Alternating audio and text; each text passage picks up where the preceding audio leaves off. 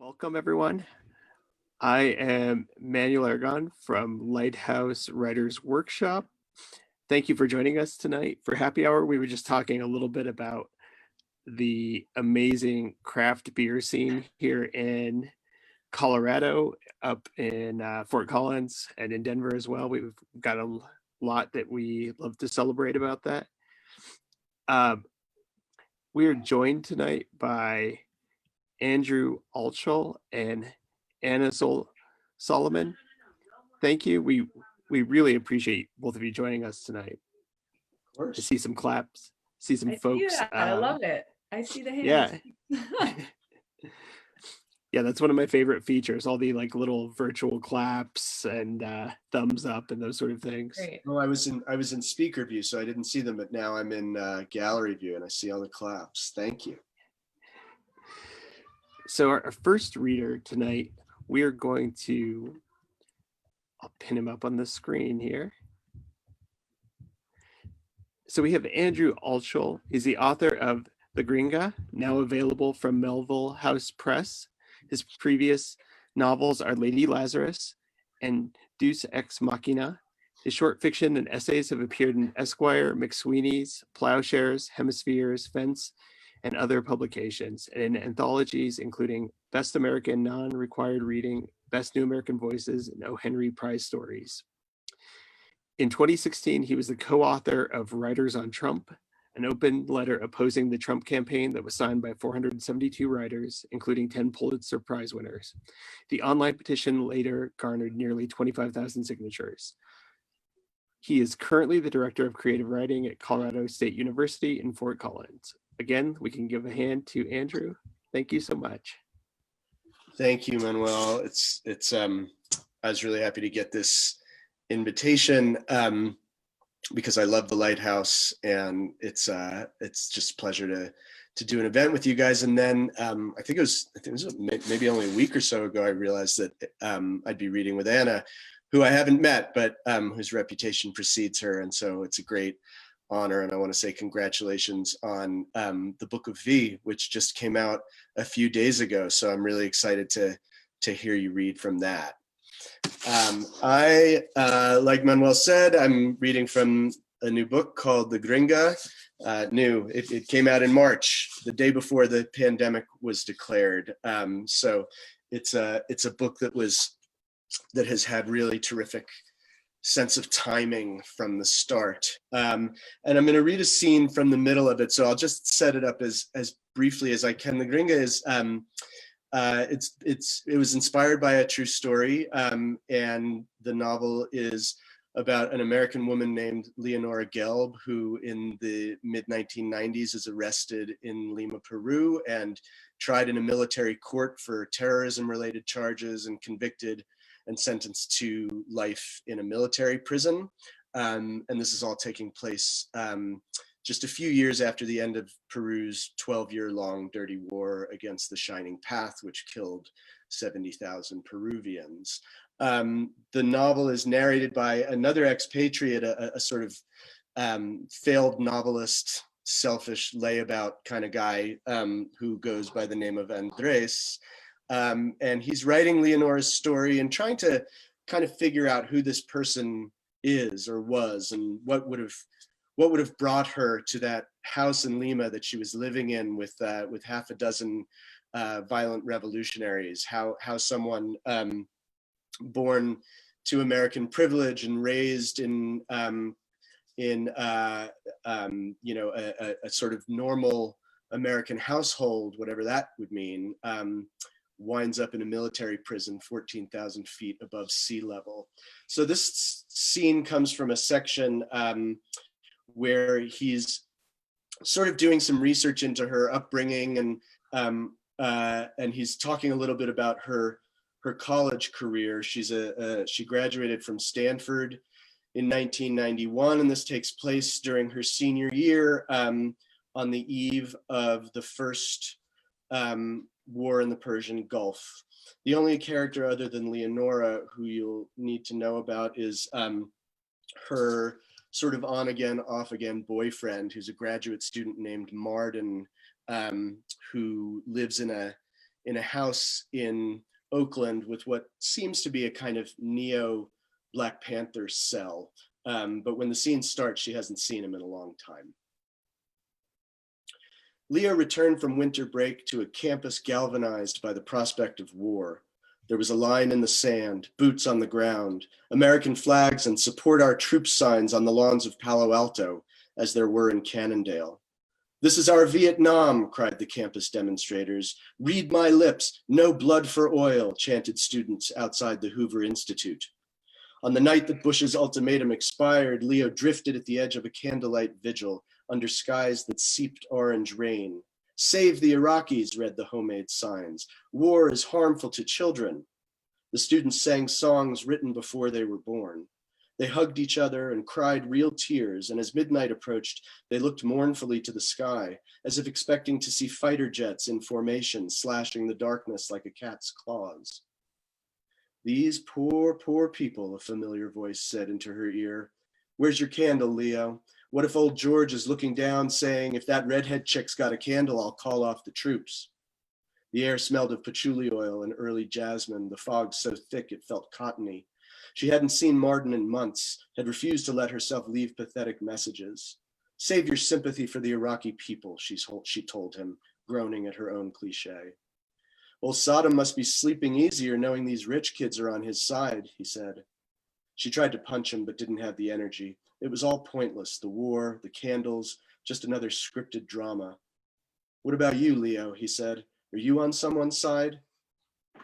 In San Francisco's Civic Center the next day, she followed him through a crowd of thousands, a surly and liquid mass that swelled and shifted, insinuating itself between buildings, swamping police lines, thumping drums and clanging pots and pans in an endless rattle that set the nerves on edge. The weather had cleared, the sky packed with fist-shaped clouds that wheeled around City Hall's gold dome. Sorry, lost my place. Speakers shouted into bullhorns, cursing President Bush and the oil companies. Signs stabbed at the air. "Stop the madness. Fags against war. An eye for an eye does not equal justice," as waves of outrage rolled through the plaza in deep orgasmic shudders. She hadn't eaten. Hunger and the buzz of coffee brought a sweat to her hairline. Unshowered under her long-sleeved shirt, Leo could smell her own slightly horsey scent mixed with his sharp musk. She was supposed to be in the library working on an art history paper. While the bombs fell, while innocent people were maimed and incinerated, she was supposed to write a paper on Caravaggio. Unthinkable. She knew this was how most people lived, by somehow finding ways to write papers on Caravaggio while children in other countries were murdered. But Leonora would not be like most other people. "If you're doing this, you got to be ready," Martin said at dawn. He told her to wear black, to take off her rings, to leave her ID at home. They'd taken the train from Palo Alto, and Leo practiced glaring at well-dressed commuters until they turned away. As the sun moved behind the stately buildings, the undertow shifted toward Market Street and the financial district. The crowd was still growing, fed by side streets, a cacophony of car horns met by angry howls. Leo's pulse banged in her head. Cops in riot gear lined the sidewalks, cries of "pig" and "fascist," followed by the crack of glass bottles against plastic shields, metal thuds as bodies were thrown across the hoods of cars. Martin pulled her through the current and into a courtyard where a dozen men and women clustered nervously. A pink-faced teenager with a shaved head and full-sleeve tattoos handed out ski masks. Leo clutched hers in both hands and looked at Martin. "You can still go home," he said. "Vámonos," the tattooed kid said. As they neared Powell Street, the crowd barely moving, Leo kept her eyes on Martin's back. Into her head came a litany of things she needed to do, the Caravaggio paper, another on Plath and Sexton. It was her turn to clean the co-op's kitchen. Her father's birthday was next week, and she still hadn't bought him a gift. Her stomach hardened into a hot nut. Children were going to die for no reason, she reminded herself. What did Renaissance art matter? A few feet away, a naked woman painted with blue and orange flames hurled herself at a policeman. "You fucking murderers! You fucking baby killers!" she screamed. The cop barely got his shield up in time. 3 others grabbed the woman's flailing limbs, and she growled deep in her throat and spat at one cop's face mask, and he pulled a canister from his belt and sprayed her in the eyes. Leo felt herself duck. She felt something whiz overhead and then a great shattering as the window of a shoe store evaporated. Her mind was whirling. This was the real thing, not a lecture or a photograph. She looked up at the surrounding office buildings where tiny faces watched the melee from dozens of windows. She couldn't imagine what they saw. Wait, Leo said, snatching at Martin's sleeve. He shrugged her off. The air was suddenly bitter with smoke. Where are we going? She said. But he was already forging ahead. Someone handed her a length of heavy pipe, and then they were pushed apart by a riptide of bodies in skin-tight skeleton suits who rushed across the street, leaping onto cars and barreled full force into the police line. At the next intersection, the Chevron building soared skyward out of a cloud of white smoke, like the space shuttle on its launch pad. Its gilded revolving doors were guarded by an arc of police cruisers and orange water barrels, beyond which was mayhem, cops and protesters colliding, spinning in pairs as if it were a lurid high school dance. A fire engine edged forward, its sides crawling with people.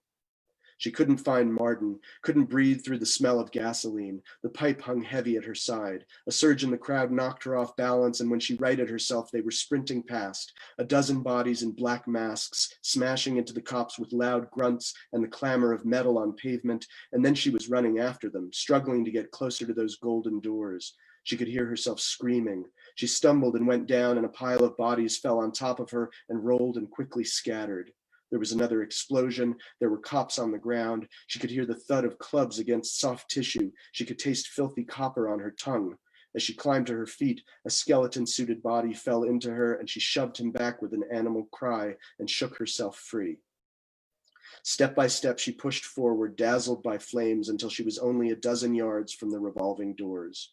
When the smoke briefly cleared, she saw a body on the ground, set upon by 5 cops, one of whom tore off the attacker's mask, while the rest slammed nightsticks at his limbs, drove the butts into his belly, and kicked at his ribs. She couldn't move. The sirens wailed, and the man on the ground curled up and rolled side to side, but she couldn't make herself move. When the cop holding the mask took a running step and aimed his boot at Martin's head, Leo dropped the pipe she was still holding and ran. Eyes streaming, she elbowed across the current, stumbled on bottles and bricks, and tripped at the curb, tearing the flesh from her palms as she fell. She dodged through a gap in the police line and headed away from Market Street, at each intersection turning from smoke and noise into the eerie stillness of downtown. She could hear herself panting, whimpering. She stopped on a dark corner to pull off the mask and retch hot mucus into a trash can. A fire engine screamed past, and she started to run again. In Union Square, there were cops everywhere, lining every sidewalk. She wiped her nose, spat in the gutter, and ducked into the first set of doors to stand blinking and heaving in the crystal white light of Macy's perfume department. Later that night, the war would begin. Baghdad lit up with tracer fire, glowing submarine green on CNN, the silent and unreal world of alien life forms doomed to extinction. There would be tomcats and prowlers, hellfire and scuds, bombs that found their targets and bombs that found something else. There would be stories about US arms sold to Saddam, doctored satellite photos, PR firms paid to invent Iraqi atrocities. And through it all, you could hear the chatter of Wolf Blitzer and Bernie Shaw, the stern compassion of Tom Brokaw, and the bland assurances of President Bush, who that first night explained to us there are things worth fighting for. But in this moment, there was only the chilly light of the showroom, the tick and buzz of fluorescents, the whispers of other customers when they caught sight of the girl in black with a livid face and bleeding hands. Is there something I can help you with? A skinny saleswoman stood flanked by 2 coworkers. They closed ranks at the Chanel counter, trying to maintain their staged elegance like figures in a Nagel sketch that someone is about to burn. No, Leo was shaky-kneed, her blood pounding. Police cars wailed past on Stockton Street. I'm okay, she said. I'm sorry, said the saleswoman, but you'll have to leave. Leo forced her breathing to slow. I'm looking for the men's department, she said. The woman folded her arms. Willing her hand not to shake, Leo took her Stanford Visa card from her pocket and summoned a voice learned in the shopping malls of her youth. I'm here to buy a birthday present for my father. Is there a problem? Before they could reply, she spotted the escalator and strode past the women with her chin high. She rode up 3 flights, swallowing ripples of sobs, washed her face in the ladies' room, and browsed a good long time, until her eyes dried, her limbs stopped shaking, until she found the perfect gift, a silk tie, an abstract blaze of blue and red, designed, the label said, by Jerry Garcia. Thanks so much, everybody. Thank you so much for sharing that. It's a great image to end on. I can picture that Jerry Garcia tie. I have that tie.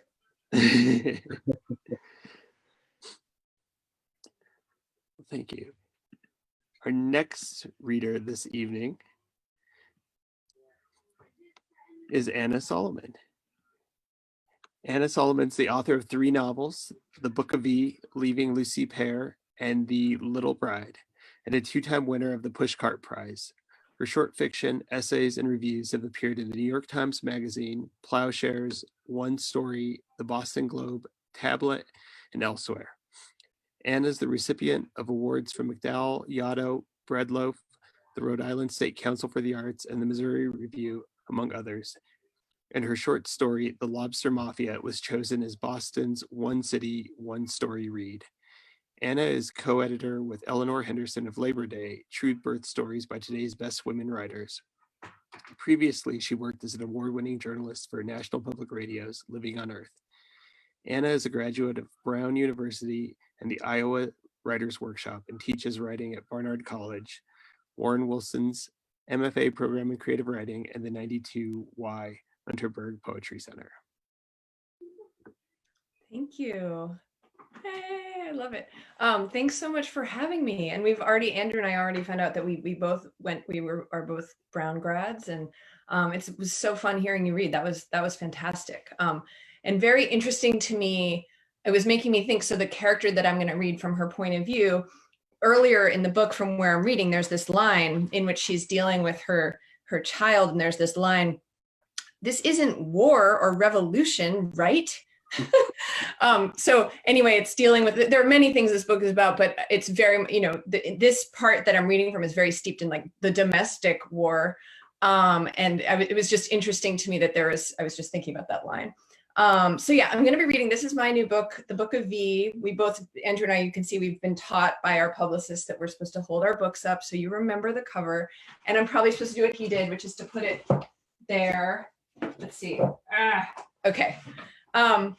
And I'm so glad to be here. So the book, very, very broadly, it's a hard book to represent in one reading. It's about 3 very different women across very different time periods. There's a contemporary mother of 2 in Brooklyn, New York, which is the part I'm going to read from tonight, who's sort of struggling with everything, her intellectual and sexual desires and lots else. There's a senator's wife named Vivian Barr in 1973, Washington, D.C., who is basically faced with a decision of whether to sort of humiliate herself or the end of her life as she knows it, and sort of getting banished from that world. And then there is a teenager named Esther in 462 BCE in Susa, Persia. Sorry.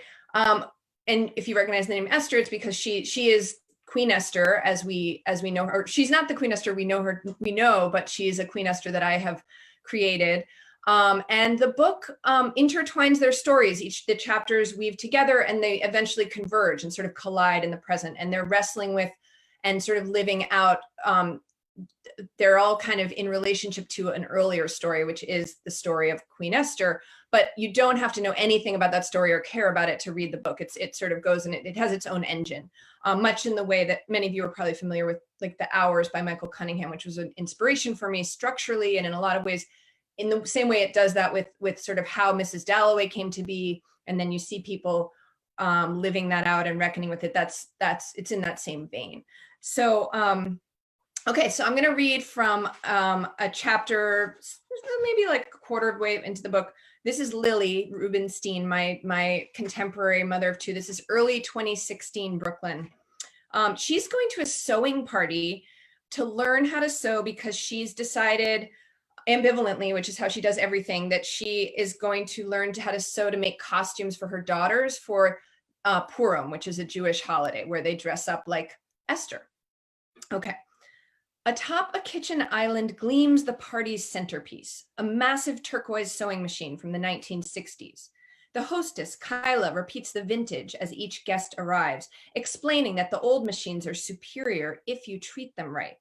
This one was her grandmother's, she adds, and all the women ooh and ah at this, Lily included, though the machine fills her with fear. She imagined this would be a needles and thimbles kind of sewing party. She thought she might cut out some pieces of cloth, then wrap them toga style around the girls and call it a day.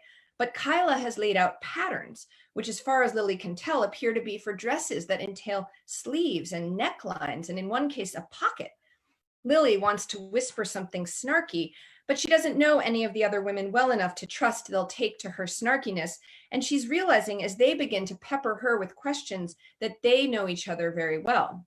It's palpable, the togetherness of women who've stood together around like this on countless other occasions in other kitchens. They are a group. Lily too has a group, but she and her friends have never invited a stranger into their midst. Their wine isn't as good, the atmosphere they create isn't as cheerful, and they don't have dedicated playrooms like Kyla. On the other hand, Lily's group includes women of various shapes, colors, and hair textures, and they are skilled at using all these facts, from the mediocre Sauvignon Blancs that ostensibly allow them to spend money on more important things, to the squished apartments, to the au naturel hair, to make them feel superior, more authentic somehow, more real to women like these. These women, a couple of whom appear no older than 33, which would make them 13 years younger than Lily, ask Lily with near jubilance how long she's been in the neighborhood and how old her kids are and whether she works and what her husband does. And Lily, answering as best she can, wonders at how easy it would be if you mixed up these women and Lily's women and stood them in a line to tell which ones belong to which group.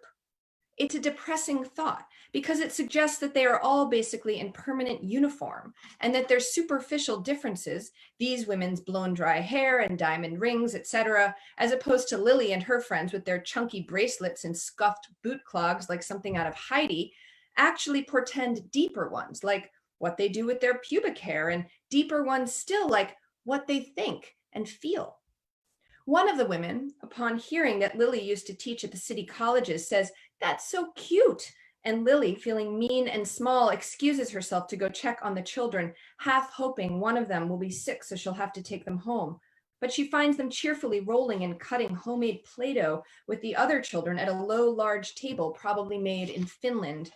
Ro looks up first, then June, both girls with almost absurdly happy expressions on their faces, and Lily feels the kind of deep, unadulterated love for them that she experiences when they're asleep, or when she cups the fat arch of June's foot in her palm. This feeling in this moment feels as if it could be felt eternally if only she lived in this apartment and had this table and this particular bespoke Play-Doh. Lily smiles and waves until, in unison, like happy Finnish cows, her daughters turn back to their work. In the kitchen, Kyla asks Lily to give everyone a brief primer on Purim, which causes Lily, who feels at once defensive of and embarrassed by her tribe, and unreasonably irritated by being apparently its sole representative at this gathering, to issue forth a brief and conflated account of the holiday and the story that sounds something like, lots of drunkenness and misogyny, but also female worship, which you could argue is a form of misogyny, and a so-so king and a good queen and an evil side guy. By the end, Lily is so turned around, she adds a final ambiguous punchline. It's kind of a burlesque. And then Kyla, undaunted, begins introducing the women to the machine, identifying its various parts and what they do. Lily is hungry. In her nervousness, she has drunk too much wine. But the food has been laid out at the opposite end of the kitchen, so that to get to it, you must walk away from the group and make a thing of wanting it. As Kyla talks, the machine has many parts, including one called a feed dog. Lily's fear mounts. Where are the thimbles? Where is the softcore sewing party? But then Kyla is turning to her and looking deep into her eyes, so deeply that Lily notices the remarkable blue of Kyla's irises and wonders if she wears colored contacts, and saying, "You're up first, Lil, you'll do great," as if they've known each other forever. And her voice is quiet now and tender, as if she senses Lily's struggle. "Do you mind?" Kyla asks Lily. And before Lily can figure out what she's talking about, Kyla is behind her, taking Lily's hands into her own. "They'll start with a straight stitch," she says, and suddenly the machine is purring, and Lily, guided by Kyla, is sewing. She feels a pleasurable shock, as if she's jumped into cold water. There's vibration and fabric and Kyla's hands on hers, and the satisfied grumble of the machine and the cheers of the women gathered around to watch, and at the small of her back, the gentle press of Kyla's belly. And Lily realizes not only that Kyla has a belly like anyone, but also how long it's been since someone has taken the time to teach her something. Since graduate school, at least, and even then they expected her to teach herself most of what she didn't know. There's a weightless quality about it, something she remembers from childhood, a sense that as long as she follows, she'll be okay. And now Kyla asks if she wants to try the foot pedal, and Lily looks down and sees that there's a foot pedal, and Kyla's foot slides off it to allow Lily's to hop on. And instead of internally mocking the $500 boots Kyla is wearing, though noting the fact of them she admits may be a form of judgment, she mostly just feels grateful. She's grateful for this woman who's teaching her to sew, grateful that she cares, grateful for her earnest and unabashed domestic ambitions. So what if Kyla is a little too perfect, her cheekbones a little too good, her blouse a little too drapey yet lean? So what if her name is Kyla, as if in her spare time she's a yoga instructor? She has been nothing but generous and kind. Lily is sorry for her snarkiness. She's embarrassed as her back relaxes into Kyla's stomach at what she suddenly understands to be true, that although her friends, if they could see Lily in this moment, would crack a joke, every one of them would in fact like to be in Lily's spot. They tell themselves they don't care about being good homemakers, but they peek around each other's apartments just the same, commenting on how one person seems never to have any toys on her living room floor, or how another always manages to buy useful things like that magnetic calendar on her fridge or that cord organizer on her counter. They keep their tone flat as if they aren't praising but merely observing, and then they move on to other subjects deemed more worthwhile, husbands or politics or the careers they've put on hold. It's in this way that they're different from Kyla's women, after all, not in their actual behavior, for they have all chosen to prioritize their children at this point in their lives, to embrace that word so redolent with resistance, motherhood, but in their attitude. Never mind that fridge calendars and organizers and doctor's appointments and school lunches and diarrhea and grocery shopping take up the bulk of their time and energy. Never mind that they do feel pulses of pride when they experience success in one of these arenas. They have a phrase that encompasses all of it. Shit and string beans, which came out of an old feminist novel one of them read once. She forgets what it was called, a name they can throw at almost everything they do. Shit and string beans, and they laugh at themselves and pour a glass of wine and put the kids in front of a screen and settle into complaining about things large enough they can't even pretend to solve them that day, like the subway or the absurd and asinine entertainment of Donald Trump's run for president, or pollution, a husband's infidelity, their own lusts, which they say they can't imagine actually indulging, yet talk about in great detail. For example, the father Lily met recently, who looked like he could be a fisherman from her hometown.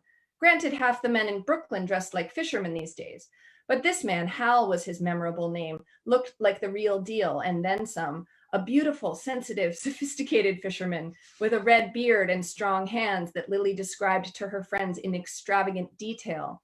She spent a week fantasizing about him, mushy with a kind of lust she hadn't felt since Rosie was born.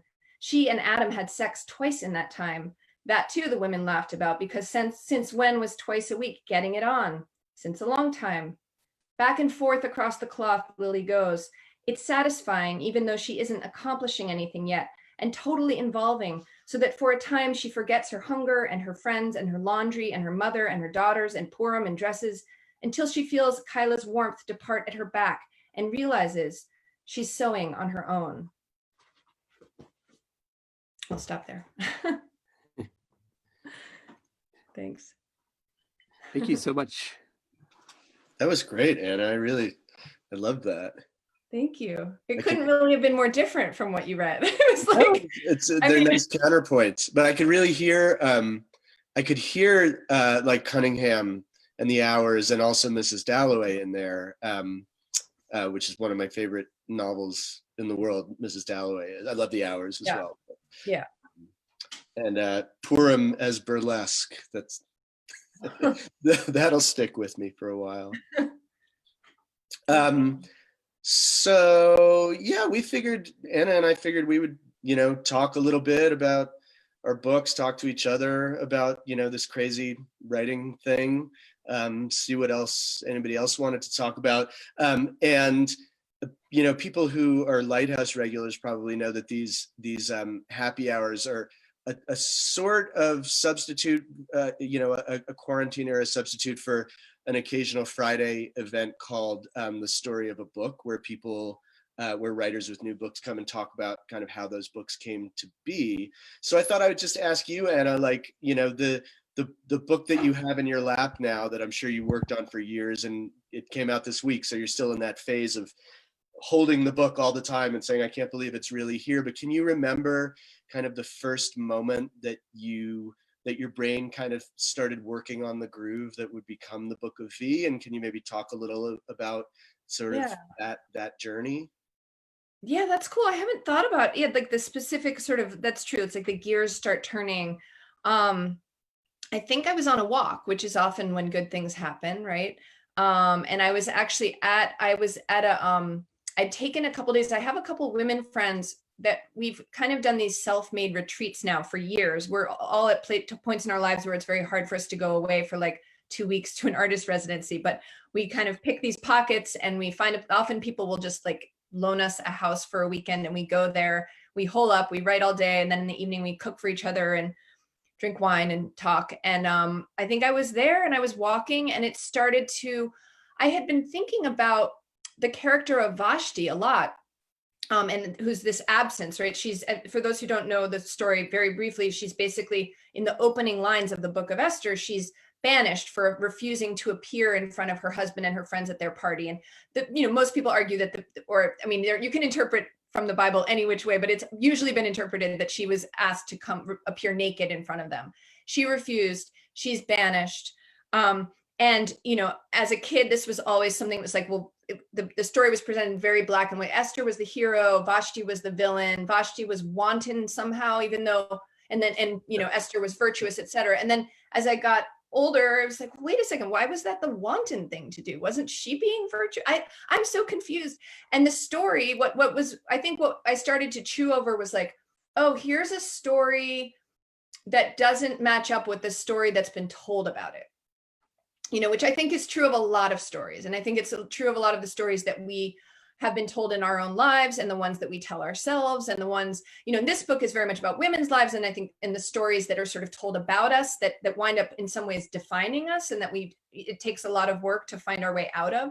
So anyway, that was the beginning. And then, but I also knew that I did not want to set an entire novel in ancient Persia, nor did I want to kind of write a book that would seem to be like, I'm going to tell you what really happened. I just wasn't interested in that. And so I was thinking about, well, how do I bring this into more contemporary times? And so I don't know exactly where it happened, but I think at some point, actually, The Hours was very instrumental to me in understanding. My book is very different than it, but I returned to that book, and I was like, oh, right, this is how I can do this. Again, it's not the same, and the beats are very different, and the places where the revelations come are very different, but it gave me this courage, I guess, to do this very bold thing. It felt very like, oh God, can I possibly weave these three women's stories together? Who am I to do this?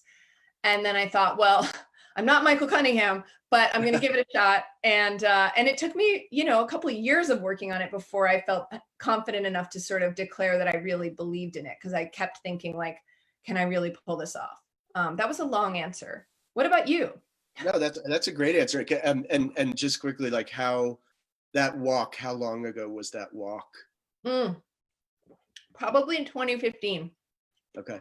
Yeah. The year before, or maybe early 2016. Okay. I've got some bourbon ice in my mouth. That was the year I started writing it, which I usually try to do before my last book came out, sort of in that window when I was done with that book. Right. And so, it would have been somewhere around in there. That thing we're supposed to do of dive right into a new project as if we're not, completely obsessed with the one that's way out.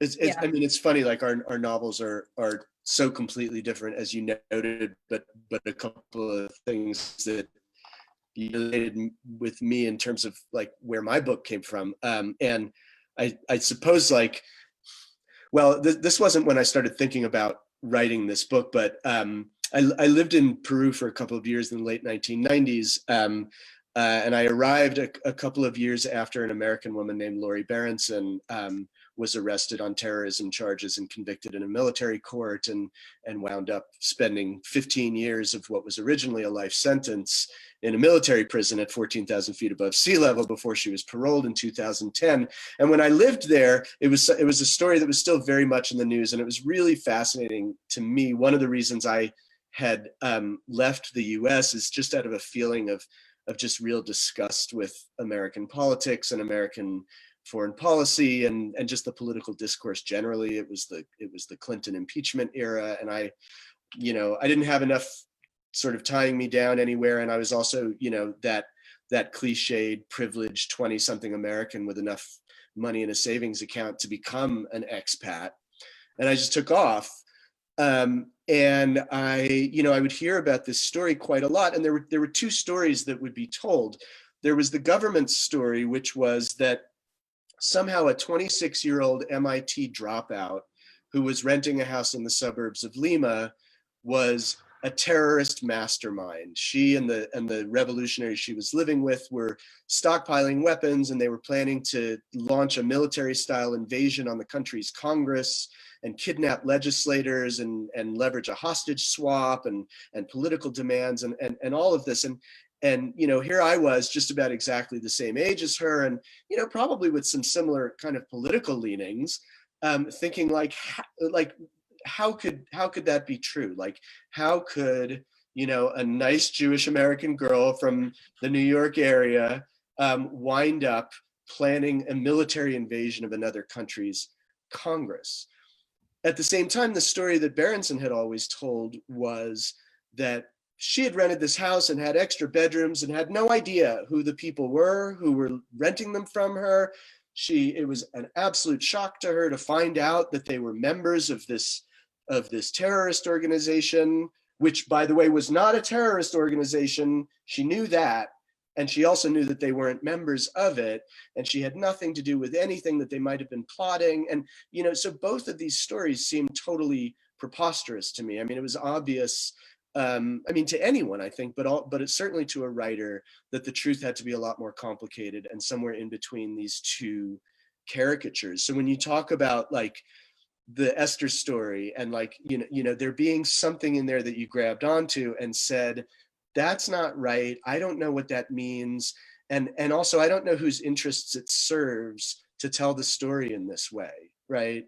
Mm-hmm. So that had always fascinated me about the case of Lori Berenson, but I hadn't really thought about writing a novel about it until I had returned to Peru. I've gone back many, many times since I returned to the US, but I was there in 2010 when Berenson was paroled, and the country just erupted. There were death threats against her lawyers, against her, I think his 7-year-old son who had been born in prison. The country's attorney general stepped in and stopped the parole and said, there were irregularities in the process, but then reversed himself and they went through with the parole. And just everybody that I talked to about it just had this incredibly strong reaction. I mean, she was this loathed person, even among leftists in Peru, who felt that she had really discredited their political cause by getting wrapped up with these sort of Johnny-come-lately revolutionaries. And so at that point, it was actually about a year before my second novel, Deus Ex Machina, came out. And I guess my brain was starting to ask, what's the next project, And so I just started kind of taking notes to say to myself, well, what is the real story, or what is a story that would be more believable and that would kind of resonate more meaningful than the really two-dimensional stories that are always told about this case. And somewhere in there, I guess I, did that really foolish thing of committing to writing a novel. It ended up taking about 8 years. So that's where this one came from. But I also resonated with that. You were talking about your own insecurities about like who am I to tell this story, right? I mean, especially when you're talking about ancient history, you know, or Old Testament history, right? Like, who are we as 21st century writers to kind of muck around in these stories that are really meaningful to a lot of people? And I had a lot of that. I mean, that was one of the reasons it took me 8 years to write this story, because I was this privileged white American tenured professor, not only sort of with the chutzpah to talk about this American woman who had spent this time in prison in a foreign country, even a country that I know pretty well. I mean, I'm not Peruvian. I don't have the authority to talk about Peru the way that a Peruvian does, and I certainly don't have the authority to talk about the dirty war, which was the backdrop to Berenson's story that killed 70,000 people. I mean, and I kept saying that same thing to myself, kind of, who am I? Who am I? Right. You know, do I have any right to this material at all? And kind of figuring out an approach that would make me feel like something other than an interloper or a fraud was one of the things that you know, really slowed down the process in this case quite a bit. Yeah.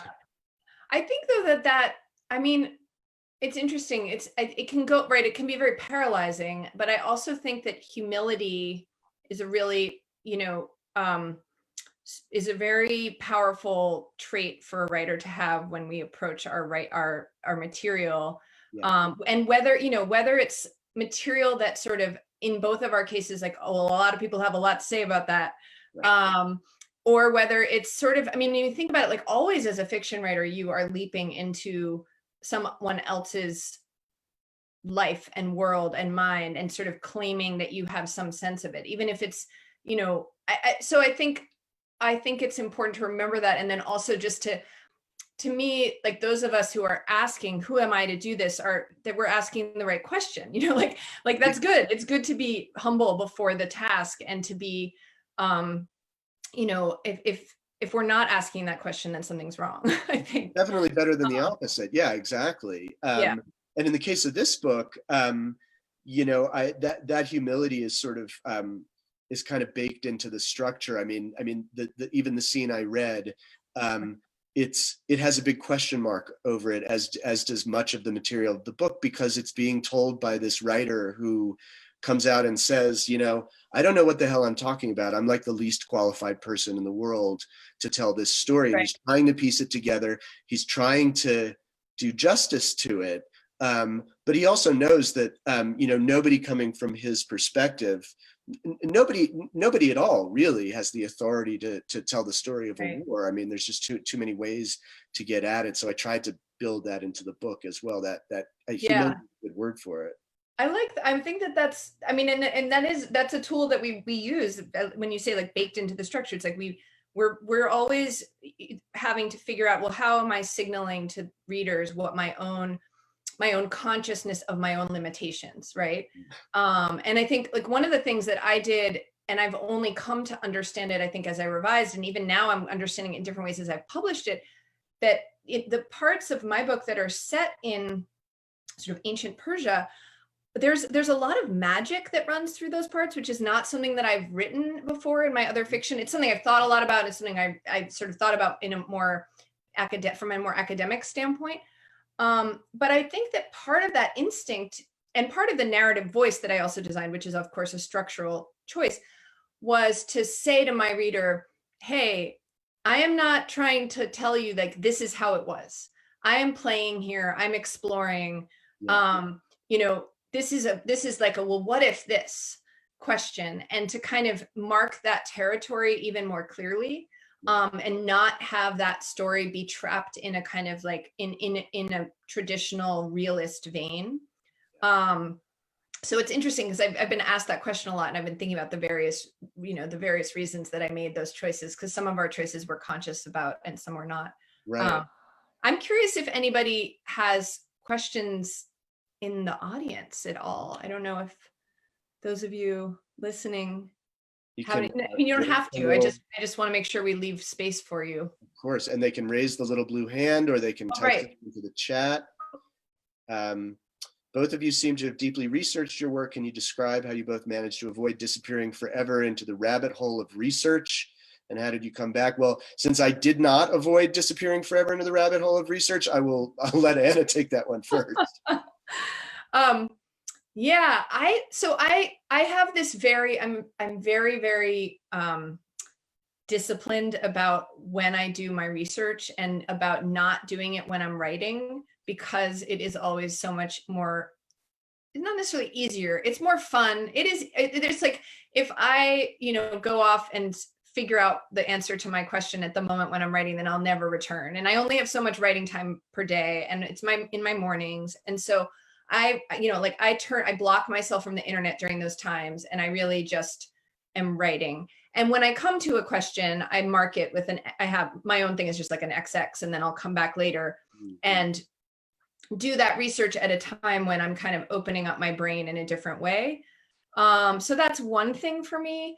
But this book, this took a lot of research on every, the Book of Esther part, and really understanding like, well, what conversation was I entering? Because I'm not a serious scholar at all of the Bible or the Torah. And so first I had to just understand, well, what does a scholar of the Bible or Torah, where do they even go? Like, what do I need to, where do I go?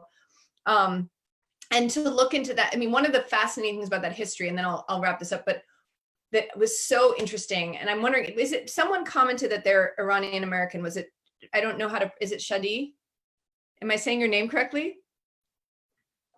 Shadi.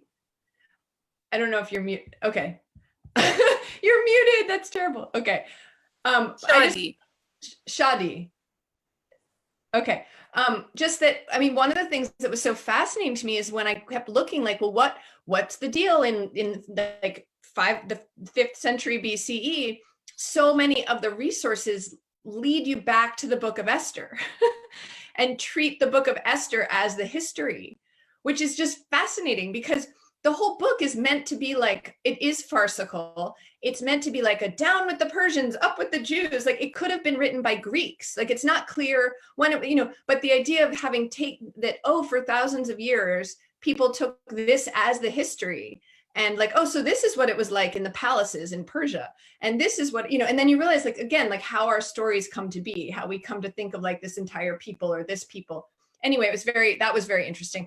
I could go on about the 70s and all that, but I'll hand it over to Andrew, because it's just. Yeah, I'm going to try to give the most shorthand answer, because again, it was an 8-year process. And, in those 8 years, I think I took 5 or 6 more trips to Peru.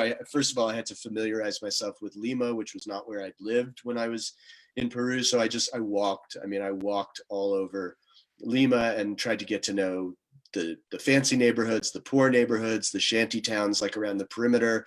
And I just talked to as many people as I could. It felt obvious to me that if I had any chance of telling any kind of credible story, I had to sort of know what the war years were like from as many perspectives as possible. So I talked to journalists, I talked to human rights lawyers, I talked to student activists, I talked to military vets, I talked to people who had been in detention, under counterterrorism laws. I had several really like fantastic conversations with a rabbi in Lima. I just tried to listen as much as I could, so that when the time came to kind of synthesize my own representation of the war years and its aftermath, it would not be sort of clearly slanted to one perspective or another, which, those are political choices. To tell the story of a war from a certain perspective is to make a political choice. And I just struggled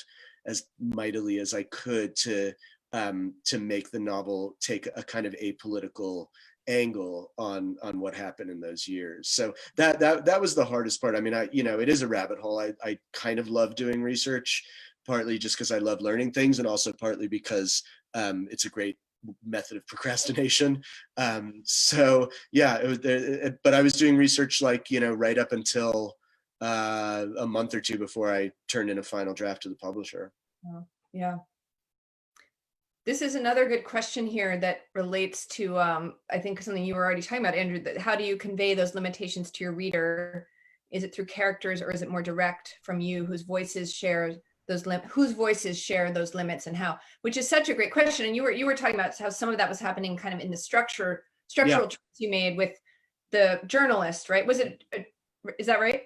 Yeah. I mean, and it also, I mean, to break the question down even a little farther, to talk about, you know, whether it's coming through the characters or through the author. I mean, this book like kind of deliberately complicates even that question. You know, like I said, the sort of layabout failed novelist narrating the novel, his name is Andres, and he's living in Peru, you know, having fled the US because, among other reasons, he's disgusted with US politics, although in his case, it's in the aftermath of the invasion of Iraq in 2003 and the detainee abuses at the Abu Ghraib prison. And so like I deliberately kind of played that a little bit of a cat and mouse game so that the reader would be saying, wait, is this a character or is this the author? Because I really, really wanted to draw a really thick underline under this question of the reliability. I don't mean that in the kind of generic unreliable narrator sense of like, is this a guy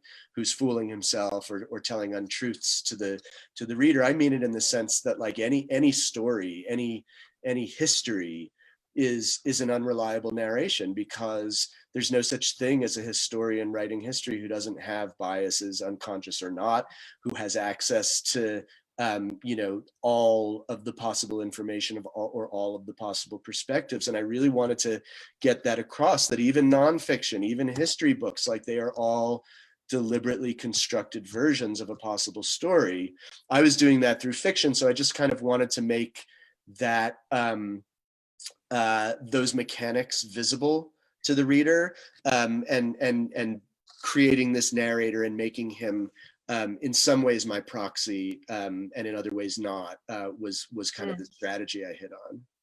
It's fascinating. It's so interesting because as we talk, I feel like what I said at the beginning is like, our books couldn't be more different. Like, oh, right, there's actually like so much in common in terms of it's great. I really love it. Story and history and unreliability. And the thing I was just going to add, you know, I think for me in this book, a key part of that was through the narrator and the narrative voice that I created, which isn't so much there isn't a character that's, I mean, there is in a sense, but there's no actually, you don't associate that narrative voice with a being, I don't think.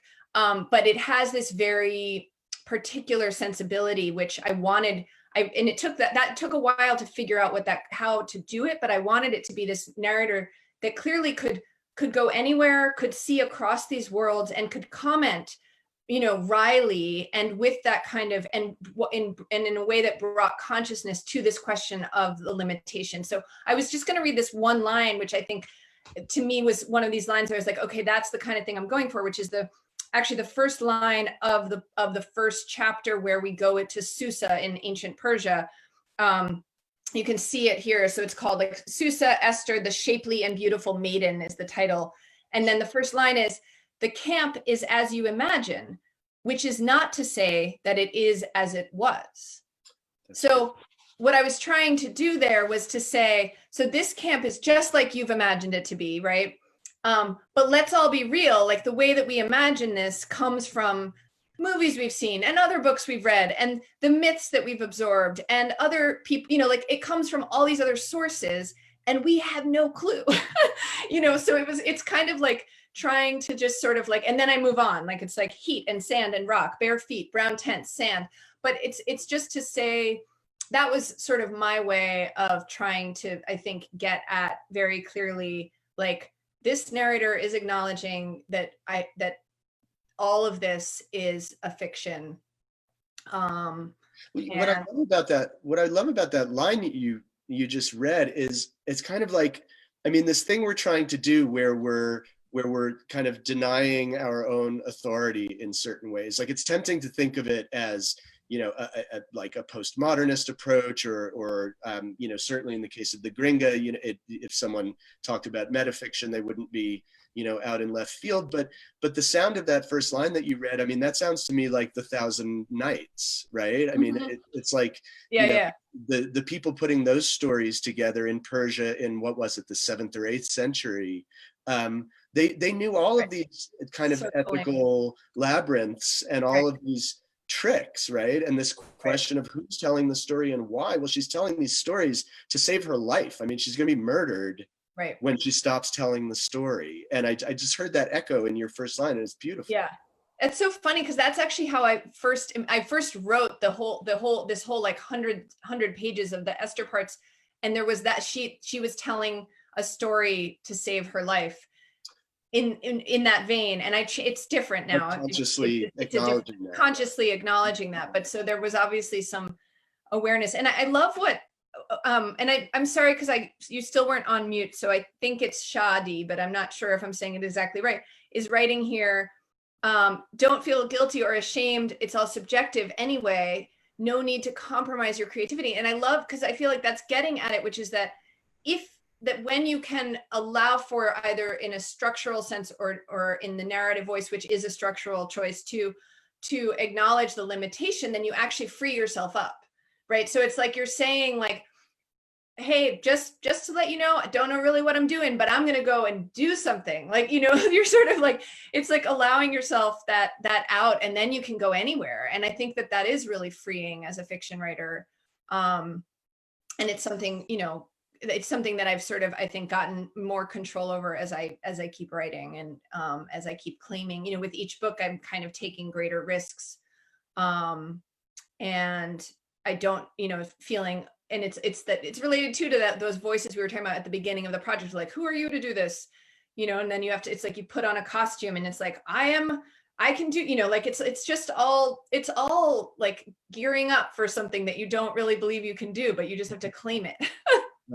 Right. But I'll also add to that like, Shadi, it's all subjective, and Anna and I know it's all subjective, and probably a lot of people listening tonight do, but there are a lot of people who don't come at even fiction that way, right? And the traditional, certainly the traditional American realist novel, its entire attitude is, that the author is this kind of infallible perspective. There's a kind of like hermetically sealed world that traditional novels create for you, that leaves the reader no room to question or to think about what angle it's coming from or what perspective, and sometimes that's fine, but in certain kinds of stories it's absolutely not fine. And we've seen some examples, like in the last 6 months, of novels that really get themselves into trouble by failing to acknowledge that kind of subjectivity, or claiming an authority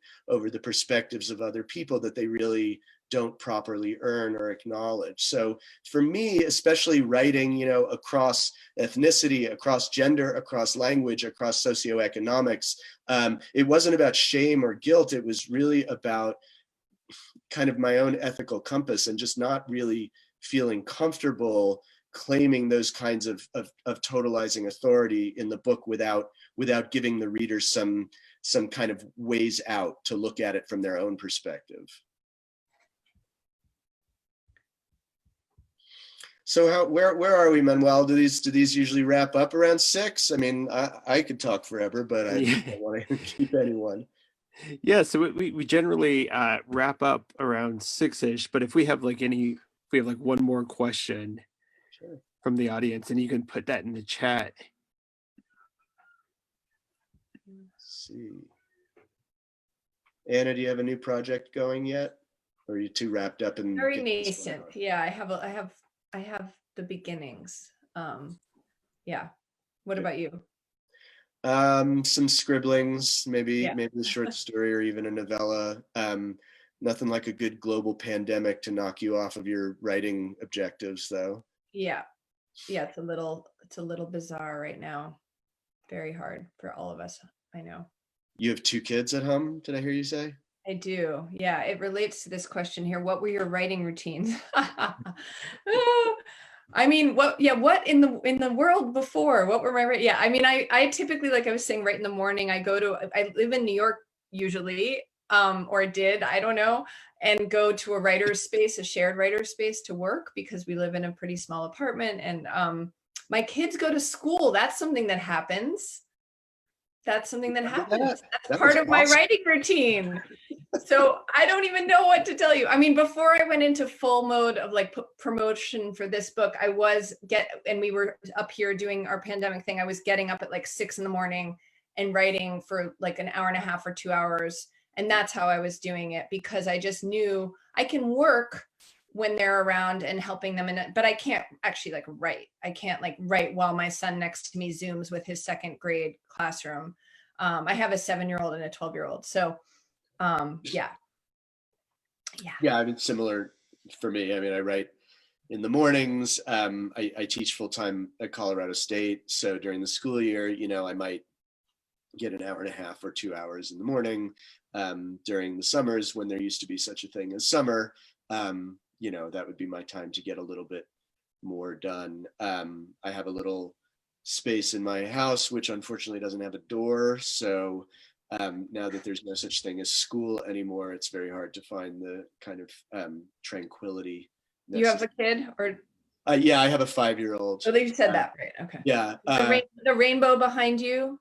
The work yes. Yeah. Well, the rainbow, and I don't know if you can see it just above it. His art teacher gave them a Keith Haring project, so that's his attempt at a Keith Haring style drawing. Yeah, I don't know. I mean, routine. I'm sure he's a genius, artistic genius. Oh yeah, absolutely. Oh my God. I mean, he might be. It's possible. We'll find out if he ever goes back to school. Yeah. Which would be nice. So yeah, I mean, for me, I want to say thanks to Manuel and to the Lighthouse. It's been great, and really thanks and congratulations to Anna. I'm so glad this event kind of brought us together. I can't wait to read the Book of V, and same to you. Yes. Good luck with everything, and to all you writers there, you know, good luck to you. Yes, to everybody, thank you so much for being here. This was great. And it makes me, you know, this is one of these moments I'm grateful for the chance to connect virtually, because I wouldn't have gotten to meet those of you whose faces I can see and can't. You know, it's been great to share this space. So thank you. Thanks. Oh, the one thing that I keep trying to say at these readings as just a wrap up is, I mean, Manuel put in the chat the links to the Gringa and the Book of V at tablet cover. Whatever book you're going to buy, ours or somebody else's, buy it at Tattered Cover or buy it at another indie store or bookshop.org. Let's make all of our pandemic resolutions no more freaking Amazon. Okay. Yeah. Let's support. We have these stores to walk into again someday. Oh my God. Right. Yeah. Yeah. So independent bookstores. I'm glad you said that. I've been trying to say that too. So we're on the same boat again. Same page. Excellent. Not the boat. Goodbye. Good night. Take care. Thank you so much for stopping by and joining us tonight. We loved your reading, a great Q&A and conversation.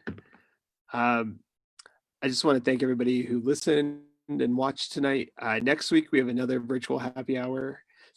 Next week, we're doing kind of these previews for StoryFest. StoryFest is our kind of multidisciplinary look at narrative and how that impacts artists' work. And next week we have, we have Megan Marino and Sarah Parkinson from Central City Opera who are going to join us for a performance. Cool. And we also have Walter Thompson Hernandez, and he's going to talk about his book, The Compton Cowboys. And we're going to chat with them, all three of them, around this idea of recontextualizing your work within sort of the subcultures that exist in mainstream, any mainstream group. So we look forward to it. Again, thank you for joining us. Let's support our local indie bookstores, and we'll see you soon. Thanks so much.